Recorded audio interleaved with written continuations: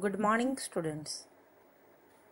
My name is Leena Parikh, and in 9th standard, I am going to teach you biology. Today, we will start with chapter 5, the fundamental unit of life, cell. Now, students, I will give a short introduction of the cell. Cell is the fundamental unit of life.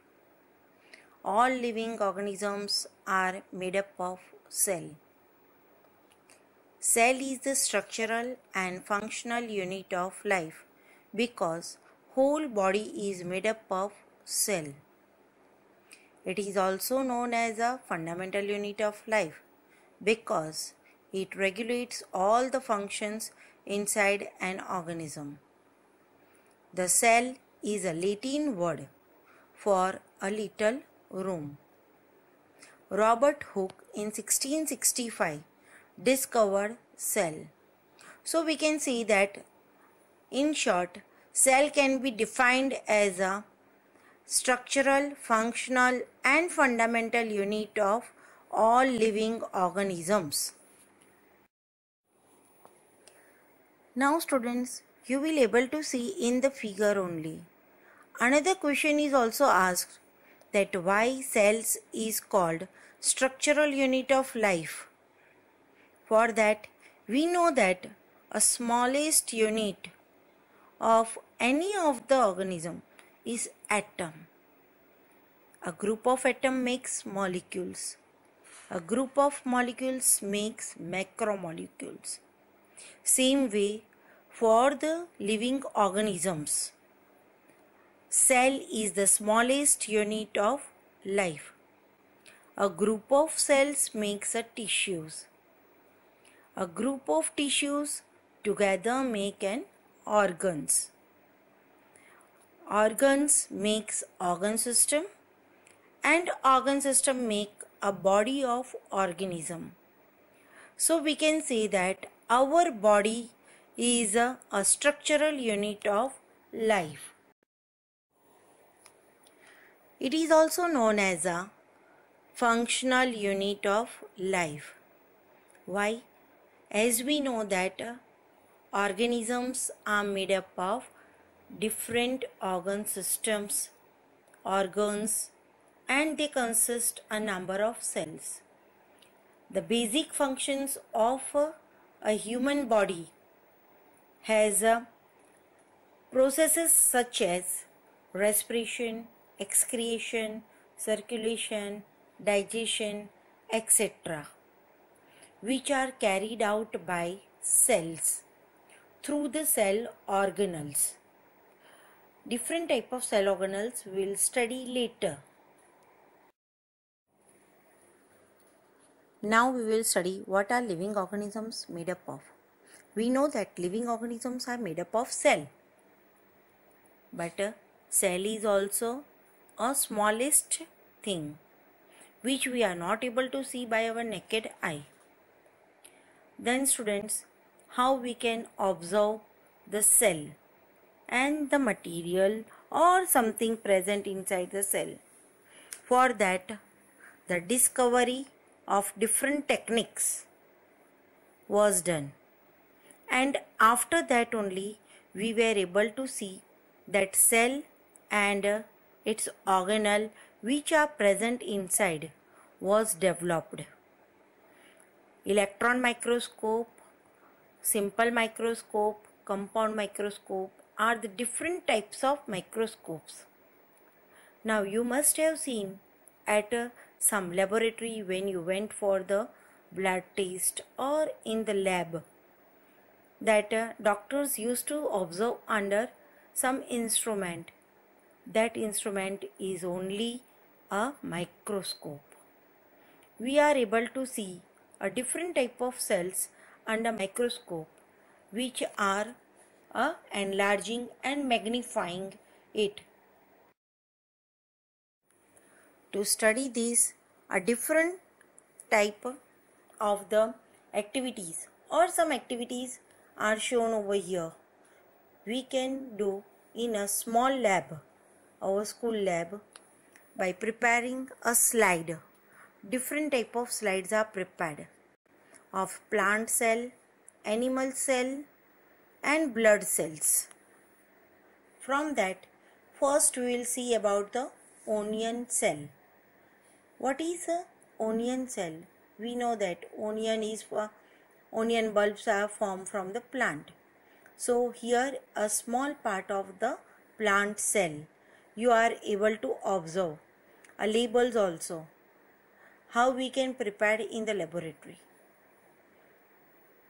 Take a small onion bulb, remove the upper papery layer, separate it from it. Now remove the outermost layer, peel it from the inner layer. You will get a transparent layer. Take a small part of that and put on a slide which is made up of glass. So it is known as a glass slide. On that, put a drop of water and cover it with cover slip. Now we have to observe under microscope, as we are not able to see by our naked eye a single cell. Previously, as you have seen a compound microscope, we have to observe under it. In that, two magnifications are there. One is known as a low power and another is known as a high power. First you have to observe under low power, which is having a magnification of 100x, and a high power which has a magnification of 450x. Now you will able to see a single cell with a cell organelle present inside it. Another activity is related with to study about the animal cell.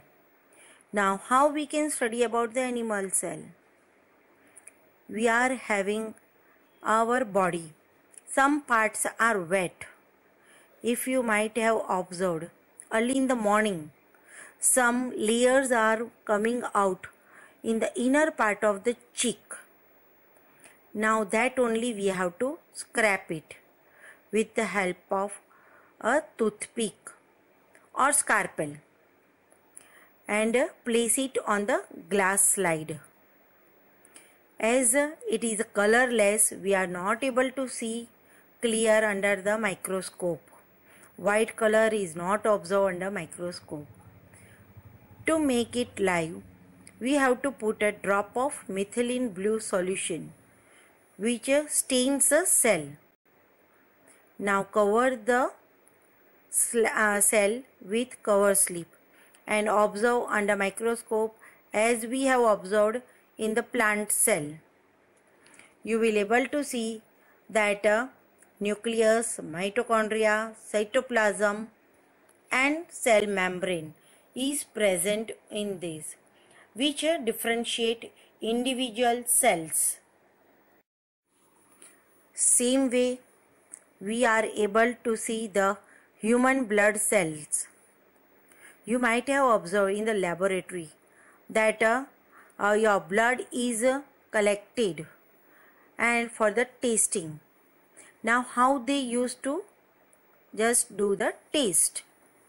Here also we can just take a drop of blood cells by pinching on our finger, tip of the finger, right?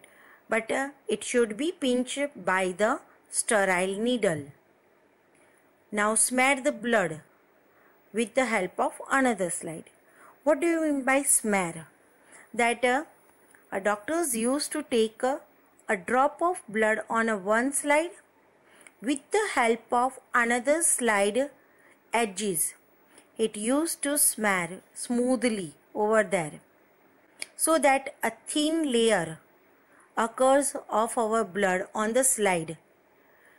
After that, place a drop of methylene blue and cover the slide with the cover slip as we have done in the animal cell previously, that is a chick cell, and observe under microscope. You will observe a small different shapes, different structure of the cell, which is made up of RBC, WBC, platelets, and a fluid present inside it, which is known as a plasma. In that, we can say that there are different type of blood cells also. Now students, we have seen that the definition of the cell, importance of the cell, different type of the cell, how we are observing the cell, which instrument is important for the observation of the cell. But before that, we must also know that who discovered the cell or how the cell was discovered. You must be knowing that a smallest particle was the atom, and same way in the human body or in the organisms, living organisms, cell is the smallest. But dear students, Robert Hooke, an English scientist, in 1665 discovered a cell for first time. How? He was just working in the lab. He took a thin slice of cork, which was made up of tree, oak tree. He observed a thin layer under the primitive compound microscope. What do you mean by primitive?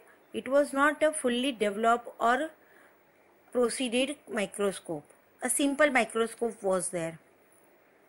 Under it, he observed that there was a tiny, very small, hollow, room-like structures. He observed a mass of empty hexagonal chambers like a honeycomb, which bee prepares. He just called this structure as a cell. As this structure of the cork was just empty because it was a dead cells.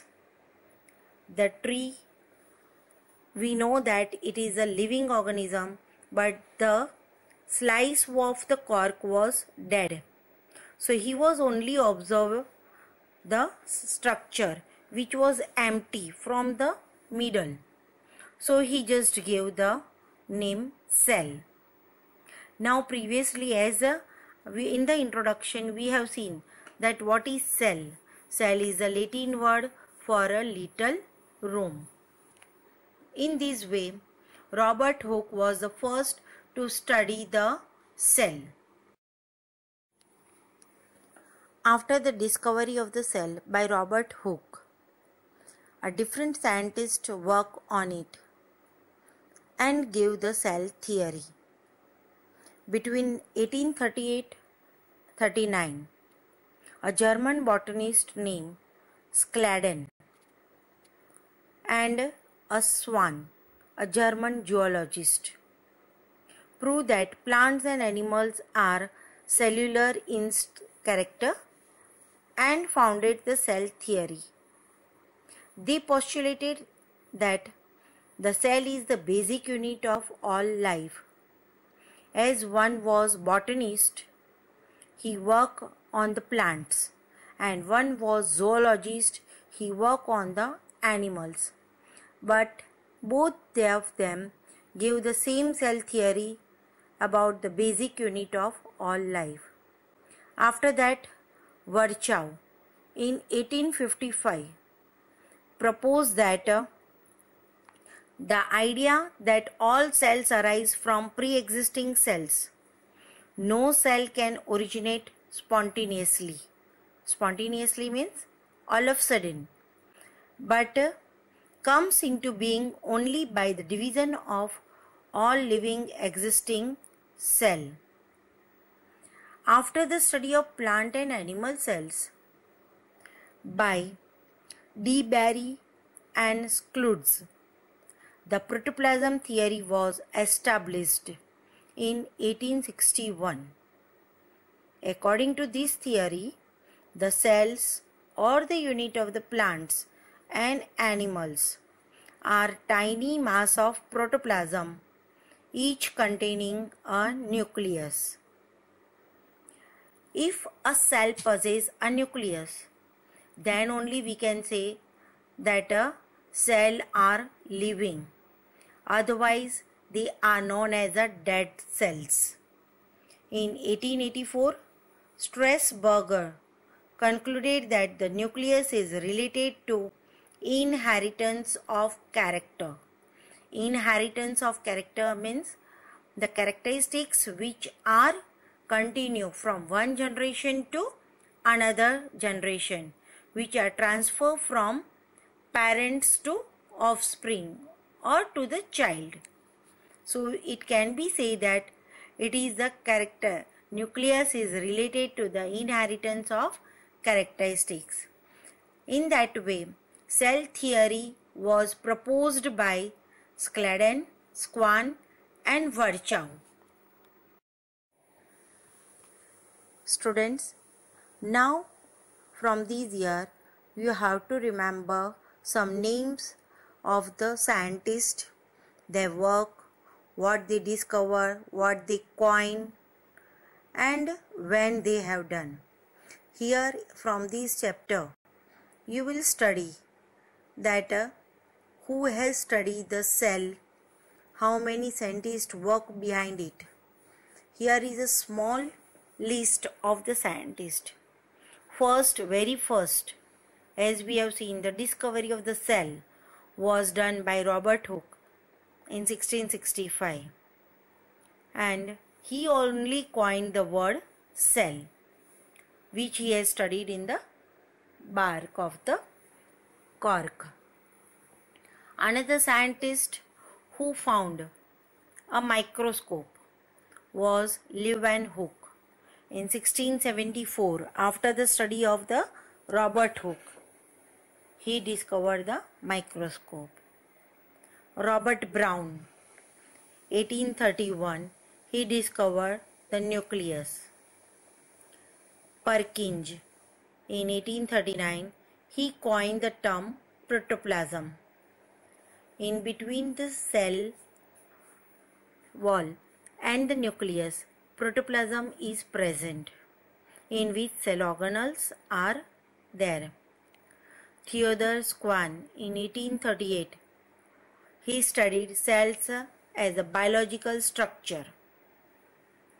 Matthias Schleiden, in 1839, he studied the fundamental basis of life. Virchow, in 1855, he gave the cell theory that all cells comes from pre-existing cell.